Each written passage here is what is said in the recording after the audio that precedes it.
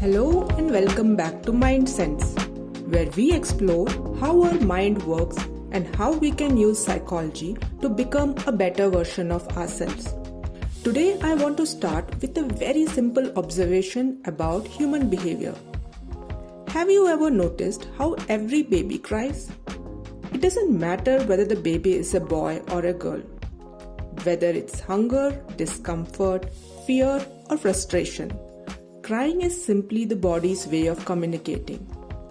But something interesting happens as children grow older. By the time many of them reach their teenage years, crying has slowly become, uncomfortable. And it's not because their emotions have disappeared, but because somewhere along the way they learned that showing certain emotions might make them look weak. And what's fascinating is that this lesson doesn't affect only one gender. Many boys stop themselves from crying because they don't want to appear weak. But something similar happens to many girls too, especially girls who want to appear strong, confident, or capable. They also learn to suppress certain emotions for the same reasons. So the real message children absorb is not simply boys shouldn't cry or girls can cry. The deeper message is this: if you cry, you are weak. And that small belief quietly starts shaping behavior in different ways. Today on MindSense, I want to explore something that sits quietly underneath many conversations in our society. Our ideas about masculinity, femininity, and equality. Because when we talk about these things, the discussion often becomes very loud and very polarized. But the real psychological forces behind them are usually much quieter. They often appear in small everyday moments, small signals, small expectations, and those tiny signals slowly shape how people see themselves. For generations, societies tried to define gender roles very clearly. Men were expected to be strong, logical providers. Women were expected to be nurturing, emotional caregivers. Today, those boundaries are changing. Women are leading companies, building independent careers, making powerful decisions. Men are becoming more emotionally open, more involved in parenting, and more comfortable discussing vulnerability. From outside, it looks like society is moving forward. And in many ways, it is. But at the same time, many people today feel strangely confused about what these roles are supposed to look like.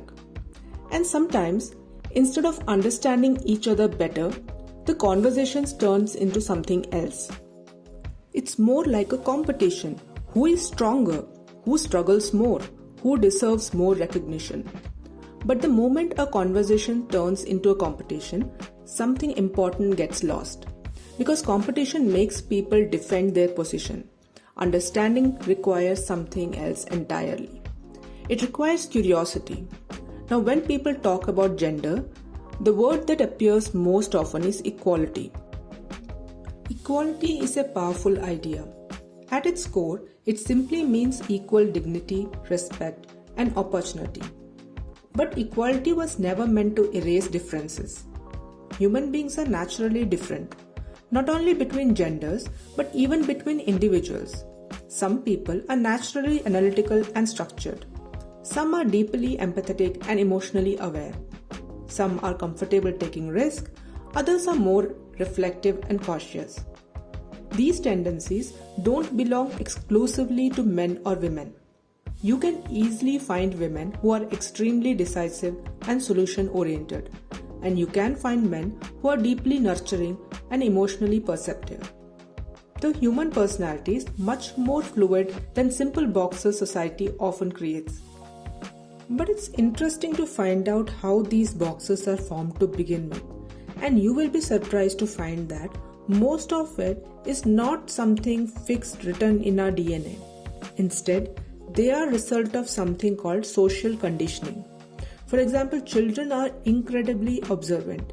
They watch carefully. They notice what behaviors are respected, what behaviors are rewarded, and what behaviors get mocked. Now imagine a child growing up in a household where the father's opinion is always final, where the mother's voice carries less weight. Even if nobody explains this directly, the child still learns something important.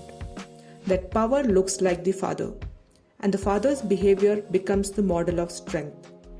A girl growing up in that environment might unconsciously associate masculinity with authority and respect. So later in life, if she wants to feel powerful, she may start adopting behaviors she associates with that power. Not because she dislikes femininity, but because in her childhood, being feminine appeared weak.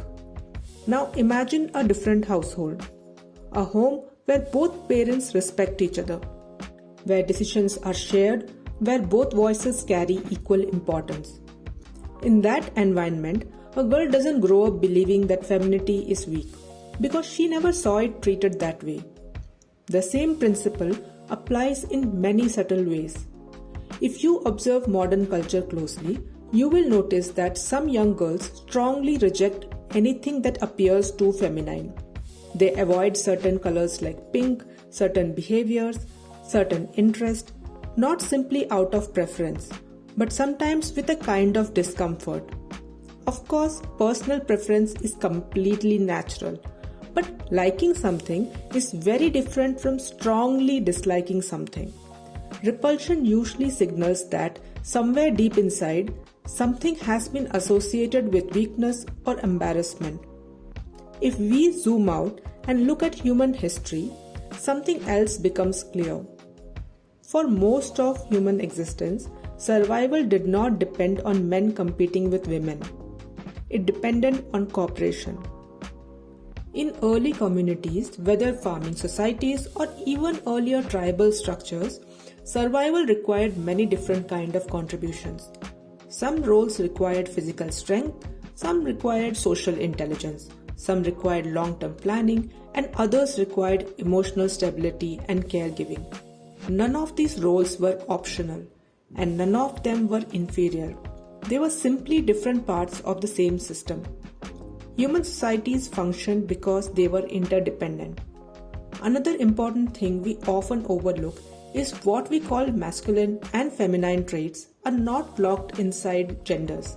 They exist inside every human being. Whether it is directness, empathy, structure, sensitivity, competitiveness, nurturing, these qualities appear in different proportions within different individuals.